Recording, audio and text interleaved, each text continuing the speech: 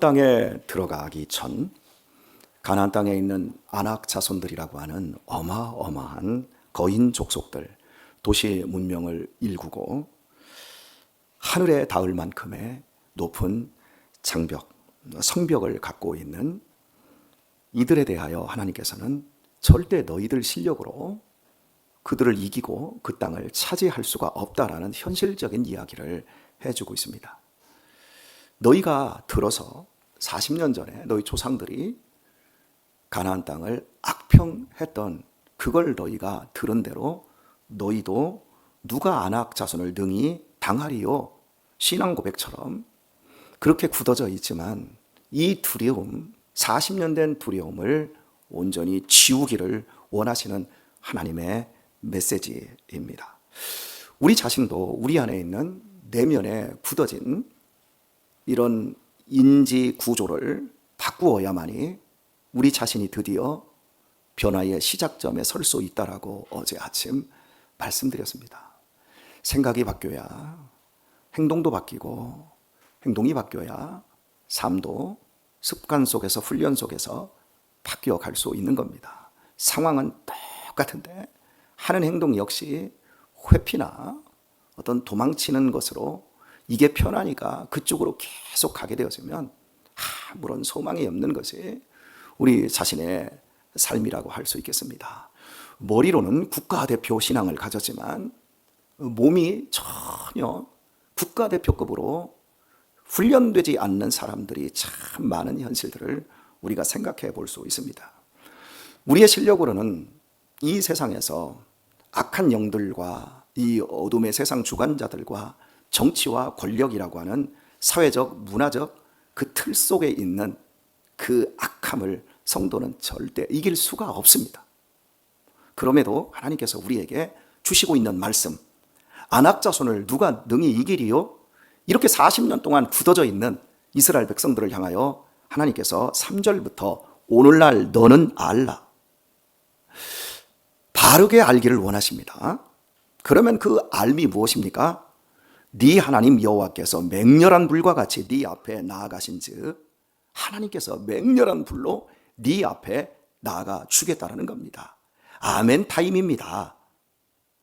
내 앞에 하나님께서 내가 싸워야 할, 내가 싸워도 백전백패일 수밖에 없는 그 일에 대하여 맹렬한 불과 같이 내 앞에서 하나님께서 싸워 주신다고 약속하고 있습니다.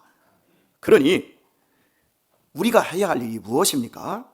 아주 자세하게 말씀을 해 주시기를, 여호와께서 그들을 파사 앞에서 맹렬한 불과 같이 나아가서 그 모든 악한 세력들을 파해 주신답니다.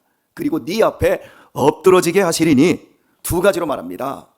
싸움에 있어서 강력한 적의 세력, 밀집 대형이든지 방어진이든지 공격 대형이든지 하나님께서 박살을 내 주시겠다. 그리고 그들이 모두 네 앞에 엎드러지게 해 주겠다 말씀하고 있어요. 그러니 다시 말합니다. 여호와께서 네게 말씀하신 것 같이, 중요한 게 뭐라고요? 네거들이 들은 게 중요한 게 아니라 40년 동안 네 마음의 인지 구조가 중요한 것이 아니라 지금 오늘날 내가 너에게 알라 말하고 있는 이 말이 중요하다는 거예요. 하나님의 말씀이 중요하다는 거예요. 여호와께서 네게 말씀하신 것 같이 너는 그들을 쫓아내며 속히 멸할 것이라. 여기서 이제 주어가 이스라엘 백성에게 넘어와요. 맹렬한 불과 불처럼 앞에서 파하시고 엎드러지게 하시는 것은 하나님이 하시는데, 주어가 하나님에게서 이스라엘에게로 넘어옵니다. 너는 그들을 쫓아내며. 자 보세요. 벌벌벌 떨고 있습니다. 엎드러져 있습니다. 그런데 그들을 쫓아낼 수도 있고 그들과 동거동락할 수도 있습니다. 그냥 구경만 할 수도 있습니다. 그들을 쫓아내며 속히 빨리 멸할 것이라, 그걸 없앨 것이라 말씀하고 있는 겁니다. 제가 2주 동안 병가를 하는 중간에 강원도 양양 속초 산에 있다가 우리 유민이를 이제 의성에 있는 타인 학교에 데려다 주기 위하여 강원도의 동해 고속도로를 타고 내려와서 이제 삼척까지 내려와서 울진 지나서 영도까지 오게 되었습니다. 그리고 영도에서 이제 상주 간 이 예산에서 상주까지 나 있는 고속도로를 통해서 고속도로로만 영덕에서 청송, 청송에서 안동, 안동에서 의성까지 이제 고속도로로 1시간여를 달려 들어오게 되었습니다. 영덕에서 의성까지 1시간 대략 10분 정도 이 시간이 걸립니다. 대충 따져서 경부고속도로로 얘기하면 아마 오산에서 대전, 서대전 톨게이트 정도의 긴 거리입니다. 여러분 아시죠? 4년 전에 의성 산불 났을 때 기억하시죠? 그 산불을 우리는 유튜브나 텔레비전으로만 보았습니다. 그런데 영덕에서부터 듬성듬성 불이 나는 흔적들이 산에 있더라고요. 그런데 영덕에서 청송 쪽으로 들어오는데 불의 흔적이 점점 커집니다. 그리고 안동 쪽으로 왔을 때 안동 쪽 산들은 좌우편으로 거의 다 초토화 되어 있어요. 그리고 이제 의성까지, 그 지역은 우리나라에서 가장 그 산림, 수풀이 가장 우거진 지역입니다. 왜냐하면 저 위쪽 북한, 저 함경도, 함경남도에서부터 낭림산맥이 쭉 내려오다가 그 낭림산맥이 태백산맥으로 이어집니다. 태백산맥으로 이어져서 이제 청송 그 부분에 오면 좌측으로 지리산 쪽으로 또 백운산 쪽으로 나아가는 금오산 쪽으로 나아가는 이 소백산맥이 딱 갈라지는 딱 그 접점입니다. 우리나라의 아주 백두대간의 광활한 그 수풀림입니다. 불이 얼마나 맹렬했으면 그때 불이 한 거의 1주일, 2주일 탔지 않습니까? 초토화되어 있는데 산림만 초토화된 것이 아니라 마을 전체가 다 불이 나서 다 타버려가지고 보니까 컨테이너 막사처럼 지은 집들이 듬성듬성 이렇게 또 군집으로 모여 있기도 하고, 그냥 좌우편에 지금 녹음이 한참 짙을 때 푸른색이 산의 절정을 이루어야 될 때인데 그냥 샛노랗게 다 타버린 이런 것들, 그것도 여러분 소나무가 다 타더라고요. 이런 뭐 참나무 계열들은 그 당시에 겨울이었기 때문에 아직 물이 오르지 않았기 때문에 덜 탔고, 사시사철 푸른 이런 소나무, 잣나무들은 그냥 뭐 다 타버렸어요. 집들도 타고 비닐하우스 공장 막 다 폭사한 이런 것들도 여전히 그대로 있더라고요. 여러분 불 맹렬합니까? 안 맹렬합니까? 여기 우리 성도님들 불이 얼마나 맹렬한 걸 보신 분들도 있겠지만 안 보신 분들도 있어요. 산불난 광경을, 그 맹렬한 광경을 못 보신 분들이 많이 있을 겁니다. 그런데 그 불이요, 여러분, 불이 한번 맹렬하게 산불이 붙으면 바람과 함께 소나무 같은 경우에 솔방울이 있잖아요. 광솔, 송진이 붙어 있지 않습니까? 팍팍 튑니다. 그리고 솔방울이 탁탁 튀면서 불티가 튀면서 막 바람이 확 불어버리면 이쪽에서 저쪽까지 50m, 60m를 날아갑니다. 그걸 여러분 실제로 보면 그 맹렬한 기세를요, 인간이 당해낼 수가 없다라는 걸 느낍니다. 집이 타는 거 보셨지요? 저는 집이 타는 것도 불난 것도 보았고, 나이트클럽에서 불이 났는데, 한밤중에 막 불이 났는데, 예전에 오산에서 거북선인가 뭐 나이트클럽이 있었는데, 그게 불이 났는데 이게 막 소방관들이요, 이 불호수를 들고 이 지하로 내려가는데요, 딱 지하로 내려갔다가요 2분에서 3분 만에 교체를 하더라고요. 그 나오는데요, 그 불길이 맹렬하니까 이 불호수가 막 두세 개를 들고 앞에서 막 쏘고 들어갔다가요 딱 나오고 이제 교대를 하는 거예요. 근데 나오는데 소방관들이요, 이 방호복을 입었는데도, 방화복을 입었는데도 막 나와가지고요 막 헉헉대고 주저앉아가지고 막 뒤 눕고 막 벗고 막 땀과 물인지 구별할 수 없을 정도로 그렇게 불이 무섭습니다. 그런데 여러분, 하나님께서 이렇게 싸워주시겠다는 거예요. 아무리 세상이 우리를 넘어뜨릴 수밖에 없고, 아무리 세상이 장벽과 성벽과 그들이 거인 족속이라고도 해도 우리가 하나님의 말씀에 잡혀서 그 말씀을 잊지 않고 오늘날 나의 삶에 그렇게 적용할 때 하나님께서는 이렇게 맹렬한 불같이 모든 것을 파하며 모든 것을 엎드러지게 해주신다는 겁니다. 우리의 욕망과 우리의 욕심과 우리의 어줍지 않은 인간적인 그 사소한 감정을 이루어주기 위해서 하나님이 멸하시고 파하시는 것이 아니라 하나님의 나라와 하나님의 뜻을 위해서 그 일을 해주시겠다라고 말씀하고 있는 겁니다. 그 맹렬한 불과 맹렬한 기세로 하나님께서 당신의 아들을 이 땅에 십자가로 보내주시고 사단의 견고한 진을 파하기 위해서 그 아들을 십자가에서 피를 덤비덤비 흘리게 하시고 우리의 삶을 구원하사 모든 사단의 악한 것들을 우리 앞에 파하시고 엎드려 놓게 해 주셨습니다. 그리고 우리에게 지금 명령하고 있습니다. 너 네 앞에서 그들 쫓아내라. 속히 멸하라. 오늘 우리는 고치기를 원하는 게 있고요, 회복하기를 원하는 게 있지 않습니까? 그런데 우리가 과연 하나님의 말씀을 얼마나 붙잡고 있는지 한번 생각을 해보십시오. 저는 이 시대에 젊은이들과 또 제 시대의 신앙과 제 아버지 세대들의 신앙이 환경적으로 다르다고 생각을 합니다. 제 아버지 세대들은 6.25라는 전쟁통에, 그리고 일제시대라는 그 강점기에 얼마나 많은 고통과 수탈을 당했는지 모릅니다. 정말 처절했습니다. 저희 할아버지도 징용 끌려가고 또 저희 아버지도 징용 끌려가고 그 젊은 날 모든 삶이 파탄 나버렸죠. 그리고 지금 우리 이명교 장로님 그 세대들 산업화 시대에 태어나서 공부도 제대로 못하고 배고파서 사우디로 가야 했었고, 그리고 독일 광부로 가야 했었고, 간호사로 가야 했었고, 월남전에 파병 나가서 총알바지가 되어서 외화를 벌어들여야 했습니다. 우리 엄태경 장로님 세대들, 우리 58 개띠 세대들, 그 세대들도 막 아이들 베이비붐 시대 막 일어나가지고 그때 변변치 않은 교육 환경 속에 정말 살아온 삶, 공돌이 공순이로 살아왔습니다. 그때 우리들의 신앙은요, 지금 일상적인 내가 뭔가 하나를 선택하는 것이 아니라 그건 우리에게 선택의 여지 없는 생명이었어요. 우리를 견뎌내는 생명이요, 우리의 힘이었다고요. 눈물을 쏟아붓고 내 인생을 갈아놓고 하나님이 우리의 전부이십니다. 하나님이 우리 생명이십니다. 하나님, 이런 처참한 전쟁과 이런 처참한 배고픔 속에서 이렇게 원조받는 이 나라에서 우리가 먹고 살 길은 아무것도 없는데 하나님, 우리 자식들만큼은 이런 처참한 환경에서 살지 않게 해 주옵소서. 그러면서 철야하고 금식하며 새벽에 기도하며 얼마나 우리의 삶을 하나님 앞에 올인했는지 모릅니다. 그런데 지금 태어난 세대들은 태어나면서부터 핸드폰 들고 태어난 세대들, 무엇이 재밌을까? 무엇이 좋을까? 무엇이 나를 즐겁게 해줄까?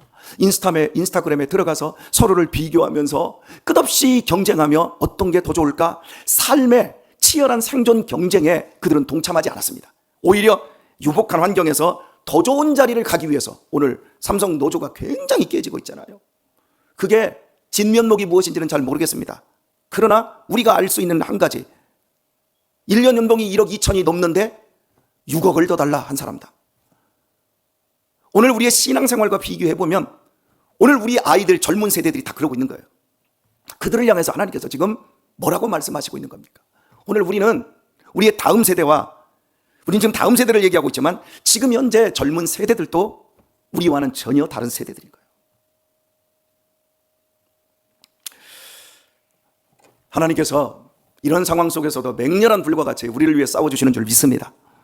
우리는 거센 불길을 통해서 그 뒤에 순종하며 하나님께서 우리 민족과 내 가정을 위해서 하나님께서 싸워주셨고, 결국 가난을 패하고 그리고 사단의 견고한 진을 뚫고 그 6.25와 또 일제강점기에 그 잡혀 있었던 그 모든 것들을 박살내고 지금 오늘 이 자리까지 하나님께서 우리를 인도하여 주셨습니다.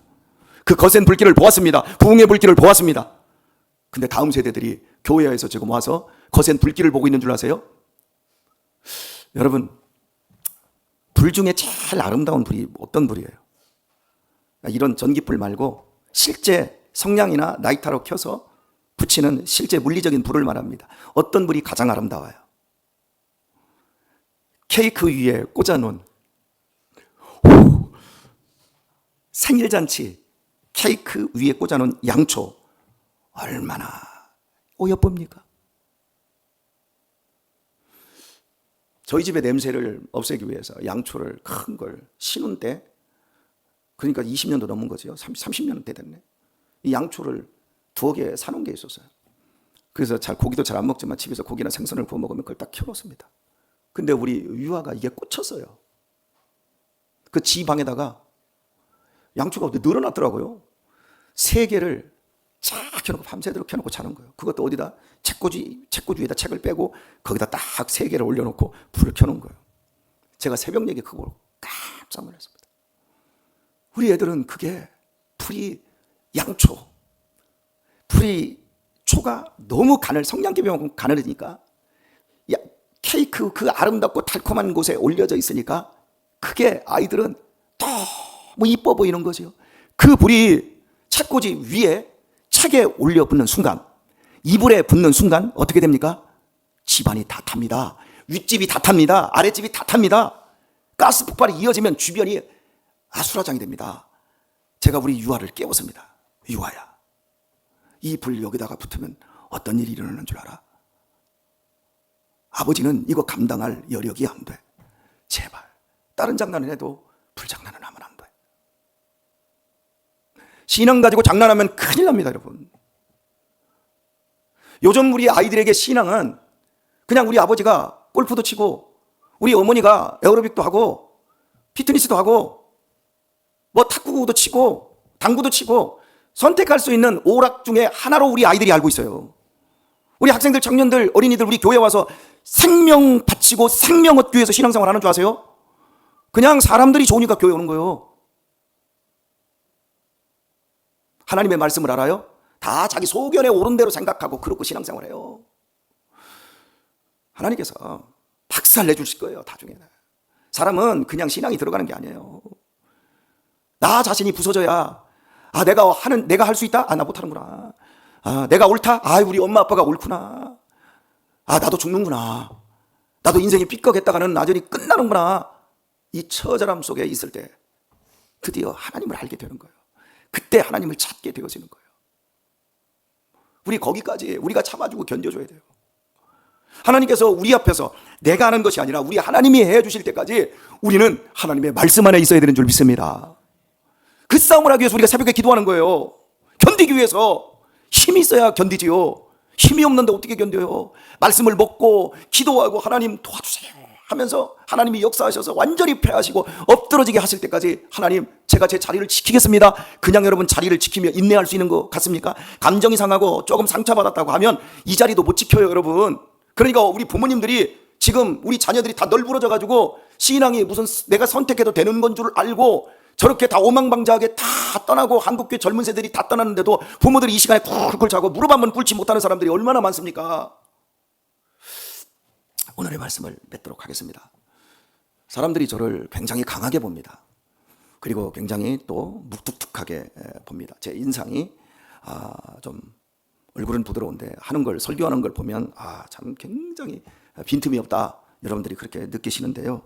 사실은 제가 빈틈도 많고 제가 다정다감한 사람이에요. 아멘 타임은 아니라도 그래도 아멘을 해주시면 제가 조금 힘이 날 수 있는데, 어떻든가 여러분, 제가 좀 묵뚝뚝하고 굉장히 강해서요. 젊은 날 부교육자, 제가 전도사도 해봤고요, 강도사도 해봤고요, 부목사도 해봤고요, 지금 담임 목사도 하고 제가 지금 4년째 담임 목사도 하고 있고 앞으로도 계속 해야 되는데요.